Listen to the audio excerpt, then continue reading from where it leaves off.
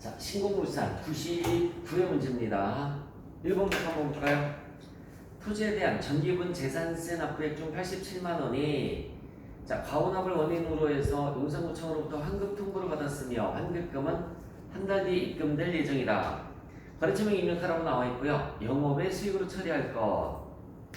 재산세는 작년에 뭘로다 분기를 했었을까? 세금과 분과로 분기를 했었겠죠, 그쵸? 근데 과온합으로 인해서 환급 통보를 받았습니다. 1월 30일 분기에 통보만 받지 못했으니까 미수금.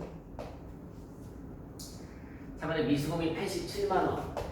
87만원. 대변에는 전년도에 비용 처리했던 걸 환급받는 거잖아요, 그쵸? 그러면은 처리하는 개정 과목이 뭐가 되냐면 전기, 오류, 수정이익이에요. 전기, 오류, 수정이익 금액은 87만원. 영업의 수익으로 처리를 해라 라고 했으니까 900번대 선택해 주시면 됩니다. 900번대. 그리고 미수금에는 무슨 구청? 용산구청. 거래처 지분으로라고 그랬죠? 용산구청으로 분기를 해주시면 돼요. 자, 2번. 김신희로부터 공장 신축을 위한 건물과 토지를 현물 출자 받았으며 그 토지에 있던 두 건물은 철거를 했습니다. 뭐만 남았을까요? 그러면 토지만 남았겠죠? 토지만 남았어요. 차변에 토지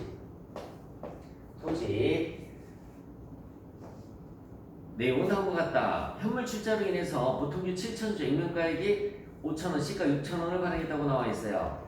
주식을 발행해서 줬으니까 대변에 자본금이 되겠죠? 대변에 자본금을 항상 무슨 금액으로 처리해 주시면 되느냐면 액면 금액으로 처리해 주시면 돼요.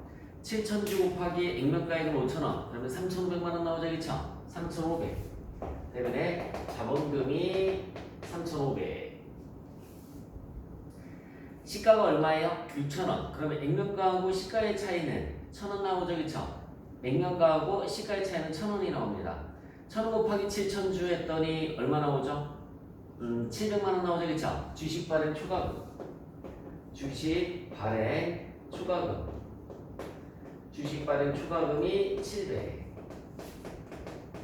주식 발행 추가금이 700만원이고요. 그 다음에 토지와 건물의 취득 관련 비용, 두 건물 철거비, 토지 정지비 등의 명목으로 인해서 300만원을 보통예금에서 지급했습니다. 그래서 보통예금이 300. 그래서 보통예금이 300만원. 토지 및 두 건물의 공정가치는 주식의 공정가치와 동일하다고 나와 있고요. 그러면 차변에 토지 금액은 4,500이 되겠네요. 다 더해주시면은 4,500. 토지와 건물을 일괄 구입해서 건물을 철거를 했으니까 남은 건 토지만 남았을 거야, 그죠? 자, 다 토지 땅값에 포함시켜 주시면 되는 겁니다. 그 다음에 8월 1일 날짜예요. 그 다음에 8월 1일. 당사의 영업부서가 수의마트로부터 거래처에 증정할 선물을 아래같이 외상 구입하고 종이세금 계산서를 수취했습니다. 전에 비용으로 처리할 것 밑줄 쳐볼까요? 거래처 선물 세금 계산서 54번의 불공이죠. 54번의 불공이고요. 차변의 접대비 비용으로 처리를 해라 라는 말이 접대비로 분계를 해라 라는 얘기입니다. 220만원.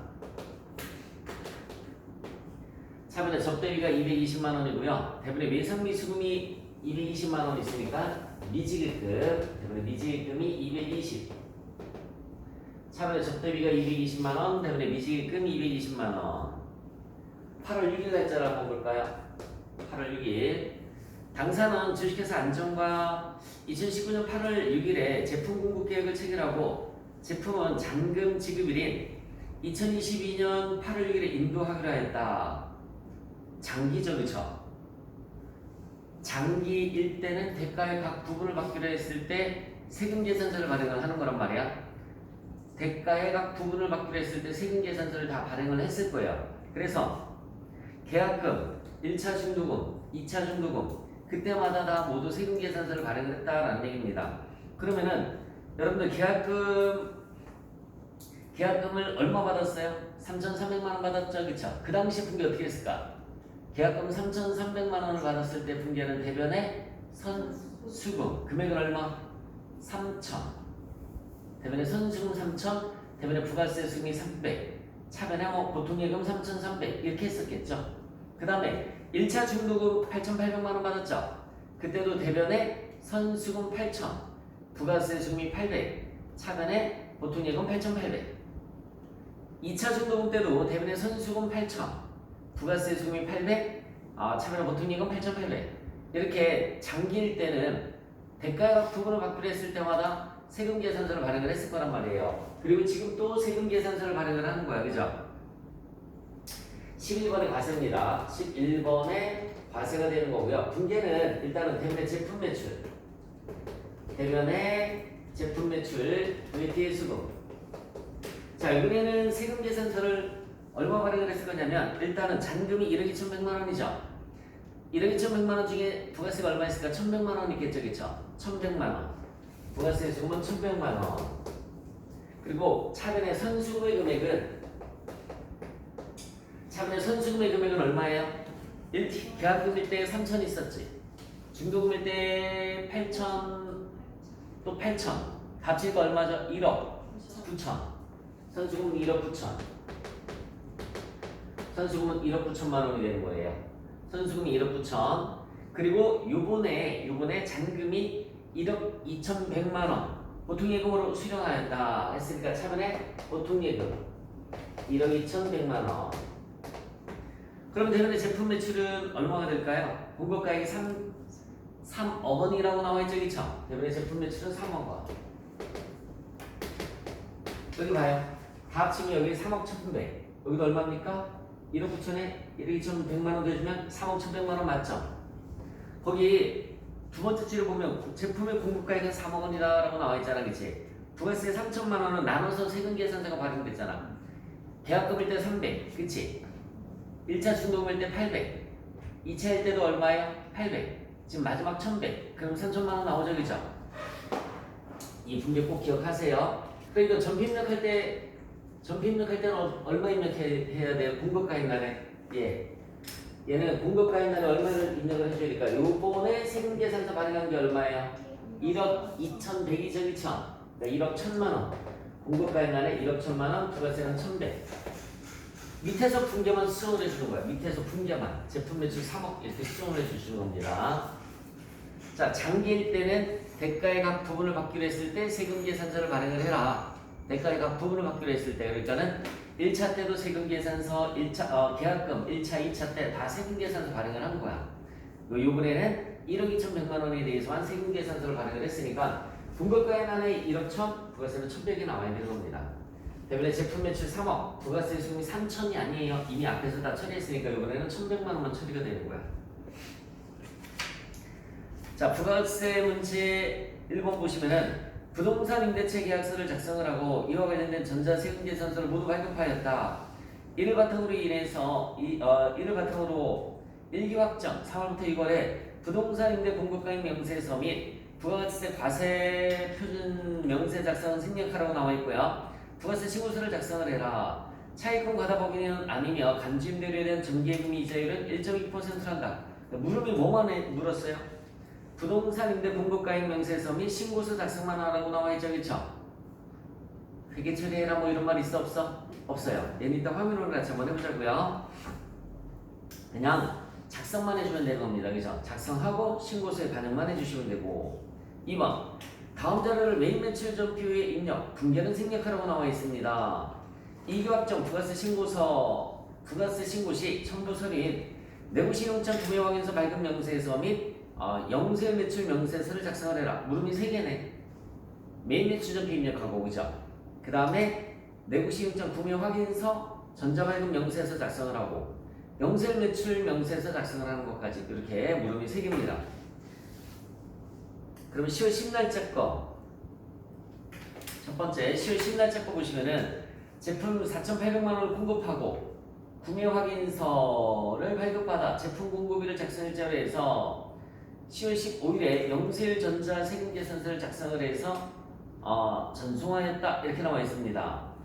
여러분 제품 공급일을 작성일자로 해서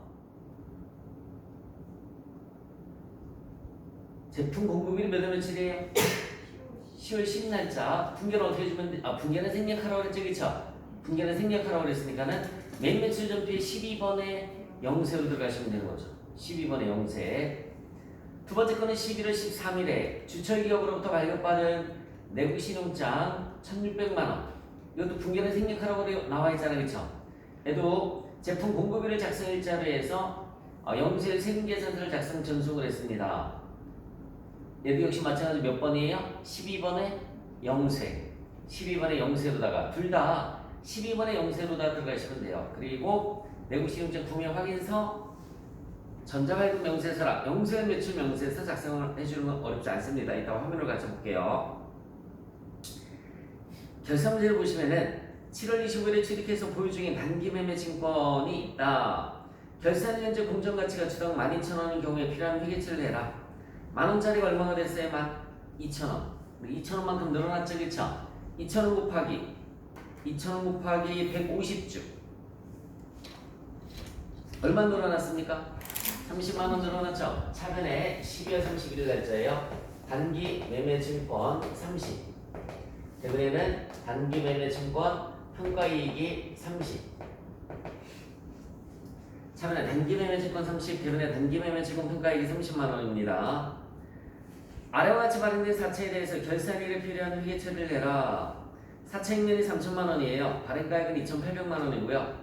액면이자율이 5%라고 나와 있습니다. 유효이자율은 7%라고 나와 있고요. 발행가액은 적정, 사채 발행비와 중도상환에 대한 내용은 없는 것으로 한다. 이자는 매년 말에 보통 예금에서 이체한다고 나와 있어요. 차변에 이자 비용. 이 이자 비용은 발행가액 곱하기 유효이자율을 해주시면 돼요.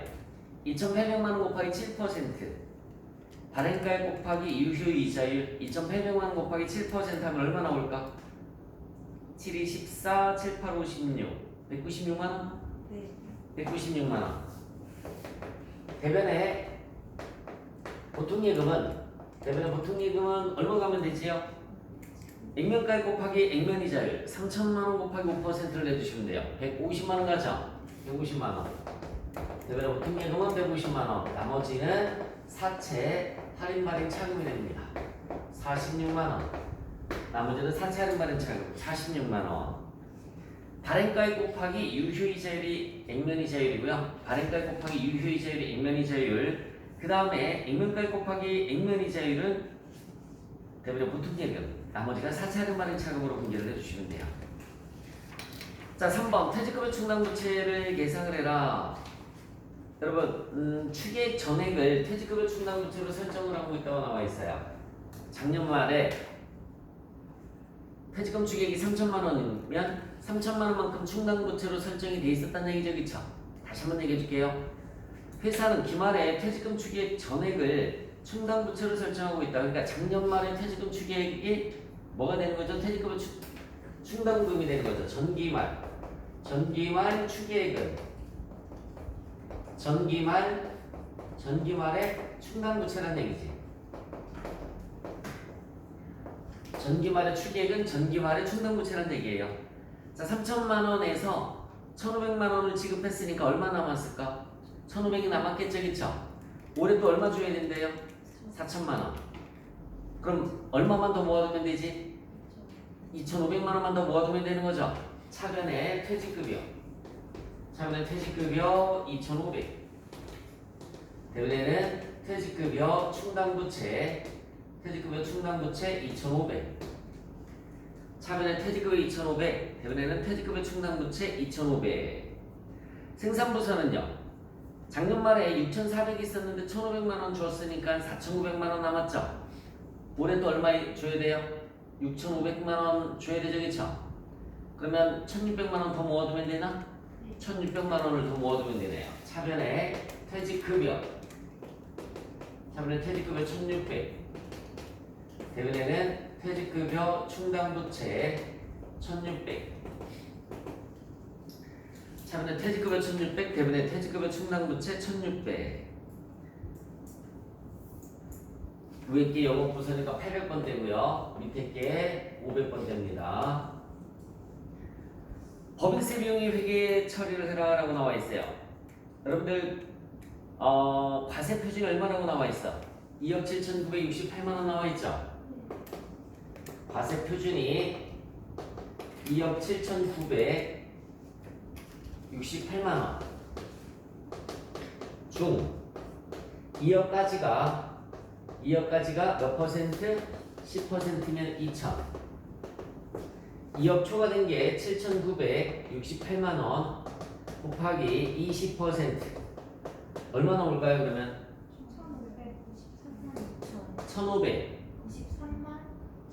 1,593만 6천 원. 두 개 더해주시면은 산출세액이 3,593만 6천 원. 두 개 더해주시면 산출세액이 3,593만 6천 원이에요. 여기에서 세액공제 세액공제를 빼주시면은 결정세액이 나와요. 세액공제가 혹시 있나요? 그럼 결정세액 똑같이 3,593만 6천 원이에요. 여기다 플러스 지방소득세 해주시면 되죠? 지방소득세는 얼마 나오지? 그러면 359만 3,600원. 그러면 총결정세액이 나올 거예요. 총결정세액이 얼마 나오지? 3,952만 9,600원. 여기에서 이제 기납부세액을 빼주시면 기납부세액은 950, 또 원천징수세액이 92만 원에 9만 2천 원 있죠? 다 더해주면 얼마야? 51만 2천 원. 그러면은 납부세액은 얼마? 2,900 17,600원? 맞아? 분개를 하면 차변의 법인세는 여러분 이거 갖고 분개하면 되잖아. 분개는 차변의 법인세 등이 얼마예요? 3,952만 9,600원. 대변에 미리 납부하고 뭐라고 하지? 선납세금 1,051만 2천원. 나머지는 미지급세금. 미지급세금 2,901만 7,600원. 이렇게. 마지막 거 요것만 갖고서 분개를 해주시면 되는 겁니다. 그래서 과세표준 곱하기 2억까지는 10%, 2억 초과는 20%. 두 개 대중은 산출세액. 만약에 산출세액에서 세액공제도 나올 수 있겠지, 그치? 세액공제 나오면 빼주시면 돼요. 결정세액이 나오고요. 결정세액 플러스 10%가 지방소득세. 그러면 총결정세액이라고 해요. 여기에서 기납부세액 빼주시면은 차가감 납부세액이 계산이 되는 겁니다. 입력을 먼저 한번 해보시고 저랑 같이 맞춰보도록 하겠습니다.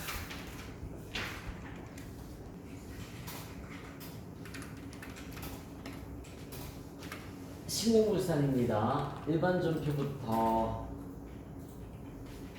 1월 30날짜 차변에 미수이라고 그랬죠? 용산구청 금액은 87만원. 대변에 전기오류 수정이익이 900번 쓰라고 그랬죠, 그쵸? 중대한 오류가 아닌 경우에는 900번 쓰라고 그랬습니다. 금액은 87만원. 자, 7월 6일 날짜고요. 차변에 토지가 4,500.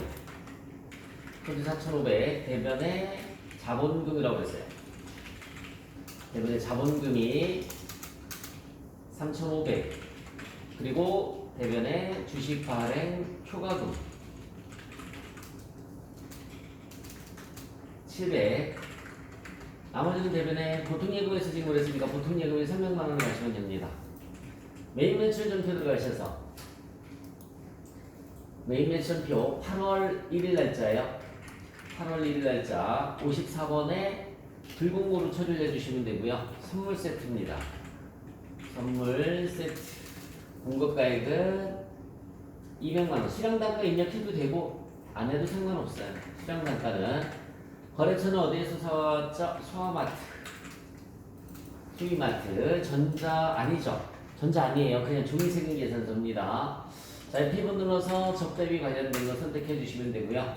분개는 3번의 미지급금이에요. 영업부서니까 800번대 접대비죠. 여기 미지급금 220만원. 자, 8월 6일 날짜입니다. 자, 11번의 과세고요. 제품 공급가액은 얼마 입력하라고 그랬죠? 1억 1천만 원 입력하라고 그랬죠? 그쵸? 1억 1천만 원. 거래처는 안정입니다. 거래처는 안정. 전자세금계산서 맞아요. 1번 눌러주시고요. 분기하는 3번의 혼합. 자, 대변의 제품 매출은 3억 원으로 수정을 해주시면 된다고 그랬어요. 차변의 선수금. 선수금의 금액이 1억 9천만 원. 그리고 나머지는 차변의 보통예금이에요. 보통예금이 1억 2,100만 원이 됩니다.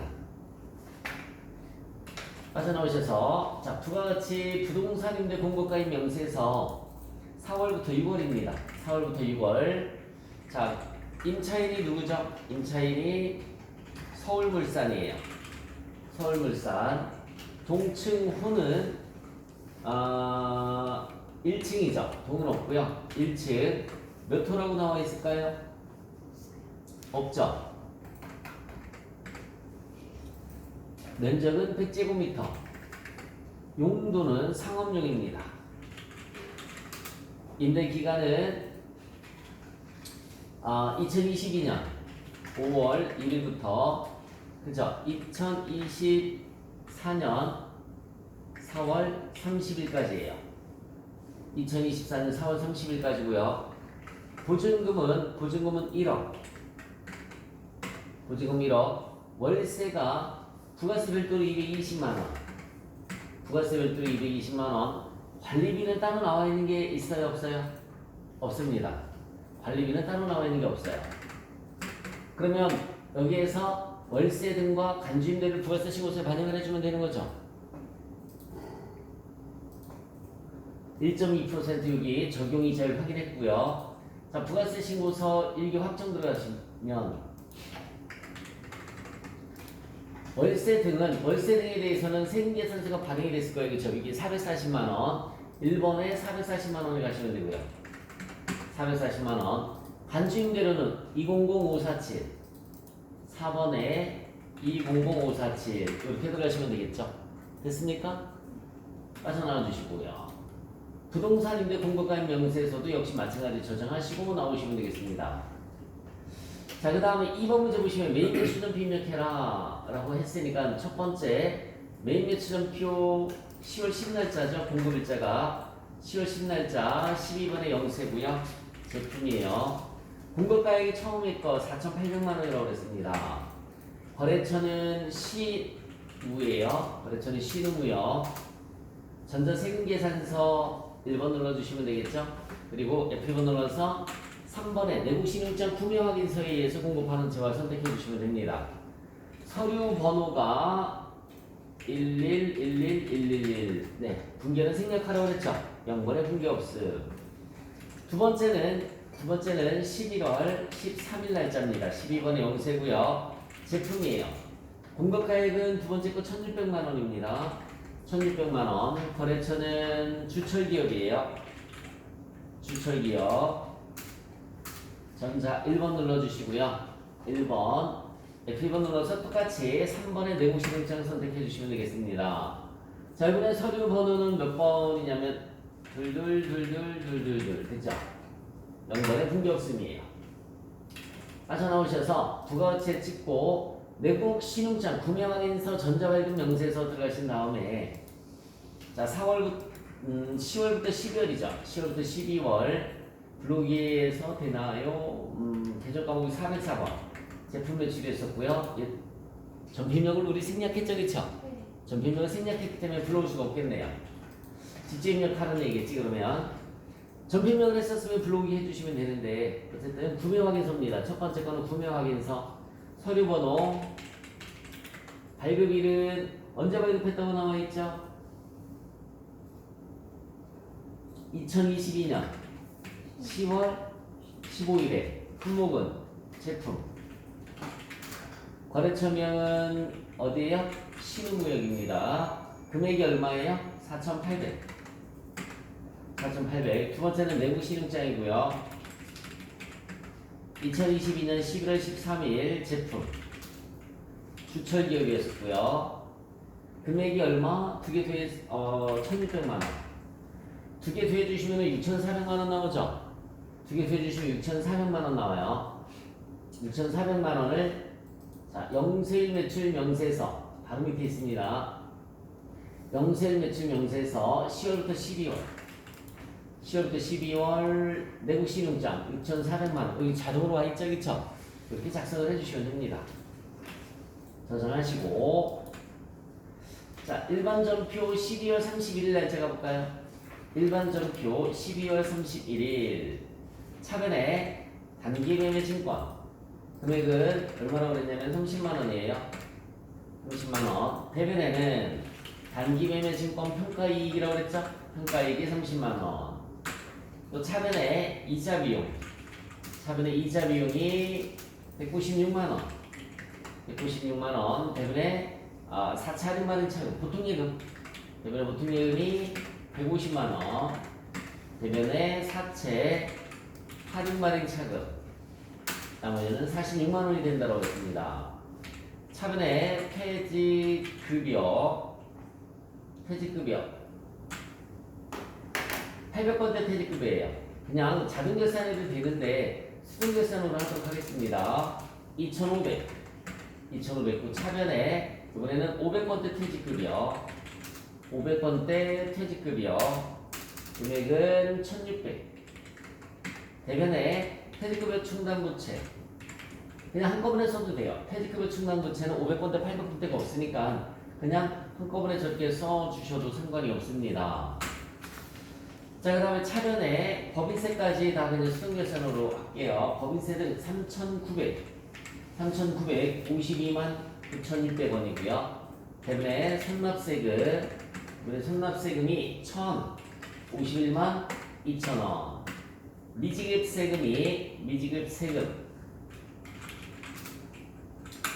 미지급세금이 2,900, 17,600원. 이렇게 전피입력을 해주시면 되겠습니다. 거래처 코드 들어가는 건 없죠, 따로.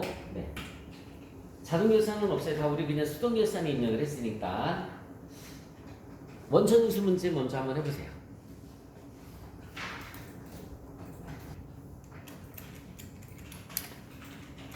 자, 원천징수 문제 볼까요? 6월 30일에 지급한 자, 2학년에 6월분 급여내역은 다음과 같다. 급여자료를 입력을 하라라고 나와 있습니다. 급여자료 입력 들어가서 수당공제를 먼저 찍어볼게요. 기본급이 있죠? 상여금이 있어요? 상여금 없으니까 부르다 할게요. 직책 수당이 있죠? 월차 수당 없으니까 부르다 하겠습니다. 식대가 뭐라고 나와 있어요? 식대와 별도로 현물 식사를 중고로 제공받고 있다고 나와 있죠? 그럼 식대로 과세가 되는 거지. 그러면 어떻게 해주면 되죠? 비과세 식대를 부르다 하시고 과세 식대를 하나 만들어 주시면 돼요. 이렇게 과세 식대를 하나 만들어 주시면 됩니다. 자, 그 다음에 10대 다음에 자금정보조금이 있죠. 본인 소유 차량을 업무에 이용하고 실비 정산을 받지 않으니까 비과세 맞습니다.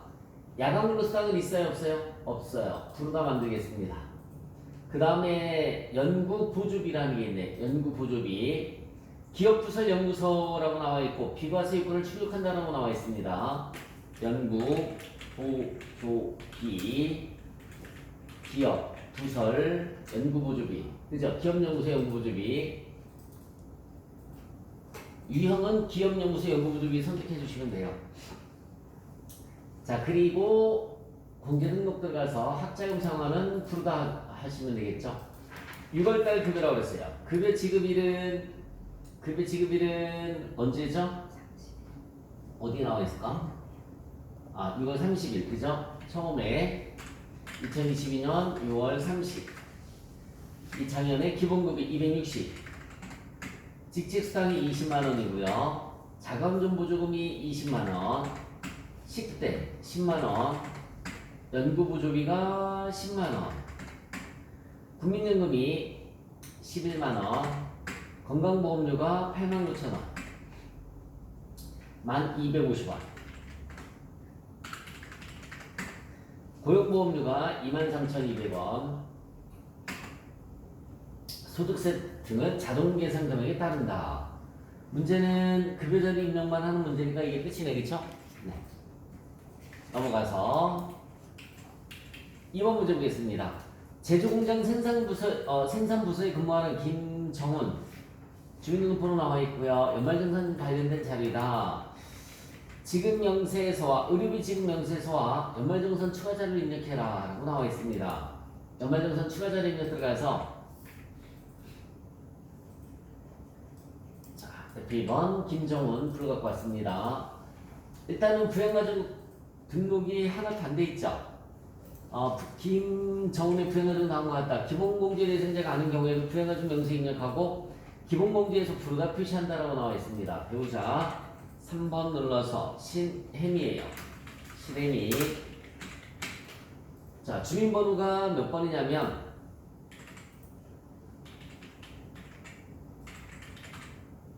배우자 소득 있나요? 1900, 500만원 넘네, 그치? 딱 500만원까지만 되는 거죠? 1900은 500만원까지만 돼요. 넘으니까 안 됩니다. 구. 그 다음에 신임 다음에 묻힌 이정자예요. 주민등록번호가 장애인으로서 소득이 없습니다. 60세 이상 장애인으로서 소득이 없어요.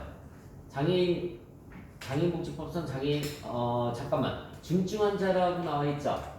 그 밑에 2번에 보면 그쵸? 중증환자니까 3번 눌러주시면 돼요. 3번에 중증환자. 4번에 자녀는 김희슬.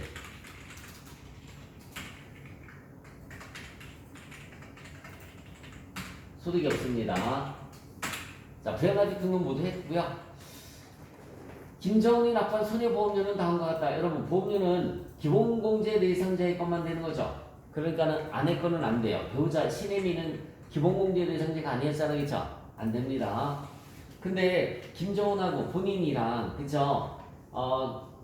둘 다 피보험자가 신혜미 첫 번째 건 안 되는 거죠, 그쵸? 두 번째 거만 김희슬이 누구예요? 김희슬이 자녀잖아요, 그죠? 자녀의 의료비만 됩니다. 그래서 연말정산 가서 연말정산 일반난에 자녀 거 90만원 90만원만 입력을 해주시면 되고요. 참고로 다시 한번 말씀드리지만 신혜미는 와이프인데 기본공제 대상자가 안 됐잖아요, 그죠? 네, 그래서 안 됩니다. 의료비는 다음과 같다. 본인의 신용카드로 지급하였다. 여러분 여기 봐요. 의료비 지급 명세서를 작성을 하라고 그랬잖아요, 그죠? 그러면 여기에서 첫 번째가 본인의 의료비예요. 의료비에 가서 더블 클릭.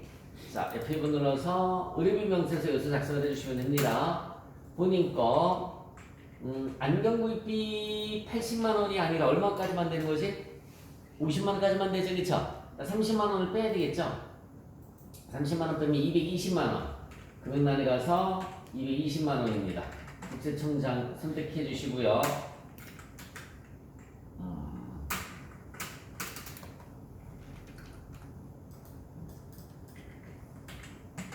220만원.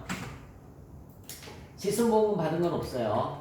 자, 그 다음에 두 번째, 신혜미. 미용 목적이 아닌 치료 목적의 성형수술비. 여러분, 기본공제 대상자가 아니라 하더라도 의료비는 되는 거죠, 그쵸? 기본공제 대상자가 아니라 하더라도 의료비는 됩니다.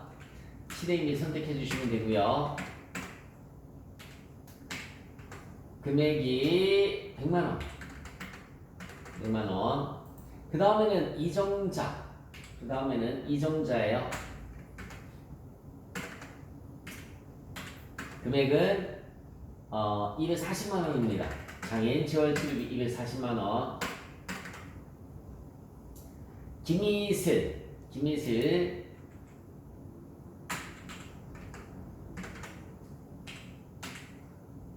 얼마죠? 김희슬이 40만원. 근데 실손보험은 16만원 받은 거 있죠? 여기다 16만원 이렇게 입력을 해주시면 돼요. 아니면 아예 빼서 24만원 그렇게 입력해 주셔도 괜찮고요. 자, 의료비 명세서 이렇게 작성을 해주시면 됩니다. 그리고 다시 돌아오셔서 보시면은 의료비 반영이 되어 있을 거고요. 자, 의료비 다음에 교육비가 나와 있습니다. 교육비. 여러분, 대학원은 본인만 되는 거예요. 대학원은 본인만 됩니다. 본인 거 500만원. 김희세 자녀 거 고등학교 체험학습비 얼마 한도죠? 30. 교복은 얼마? 50. 그래서 체험학습비에서 30만 원 한도니까 20만 원 빼야 되죠. 교복은 50만 원 한도니까 10만 원 빼야 되죠. 토탈 30만 원 빼주시면 돼요. 토탈 30만 원 빼주시면은 270. 270만 원 가서 초중고에 가서 270만 원 이렇게 입력을 해주시면 되겠습니다. 다시 한번 말씀드릴게요. 체험학습비 한도가 30이란 말이죠. 그 다음에 교복구입비 한도는 50만 원이고요. 그러니까 두 개에서 30만 원 빼주시면 돼요. 그러면 270만 원이 되는 거고요. 교복구입비는 김정은의 카드로 결제했다고 그랬잖아요. 그렇죠? 중복공제 되는 겁니다. 확인 버튼 눌러주시고, 자 마지막 여러분, 지금 이 문제에서는 의료비용 교육비까지만 있죠. 그렇죠? 신용카드, 여기 신용카드 사용액란에 가서 아까 저기 의료비에서 현금 영수증 받은 거 있죠? 그죠? 현금 영수증 얼마? 24만 원. 그리고 나머지는 다 뭘로 다 썼다고 나와 있어요? 카드로 썼다고 나와 있죠, 그쵸? 김희슬 의료비 외의 모든 의료비는 김정은 본인의 신용카드로 지급하였다. 여러분 신용카드랑 의료비는 중복공제 되는 거예요. 자, 계산기 두드려 볼까요? 안경구입비 80만 원, 안경구입비 80만 원, 그 다음에 실행비 100만 원. 지금 신용카드 따지는 거예요. 신용카드. 의료비 따지는 게 아니에요. 신용카드 따지는 거예요. 80만 원. 그 다음에 100만 원. 그럼 180만 원이죠. 장애인 재활치료비 240만 원. 420이죠. 420. 김정은 250. 그리고 250. 뭐가? 250. 그래. 김정은 거 80만이라 얼마? 250. 그치? 250. 다시 한번. 김정은 250. 신혜미 거 100만 원 350. 이정재 거 240이니까 350에서 240 590이지. 그치? 590이고 밑에 교육비에서 밑에 교복구입비도 된다라고 그랬죠. 그쵸? 60만 원. 그럼 650인가요? 네, 650. 신용카드란에 650. 그래서 김희슬 의료비 외의 의료비는 김정은 본인의 신용카드를 지급하였다. 의료비하고 신용카드는 중복공제되는 거야. 의료비는 아까 한도 따졌죠, 그치? 근데 신용카드는 한도 없이 그냥 쭉 다 더해주시면 되는 겁니다. 됐어요?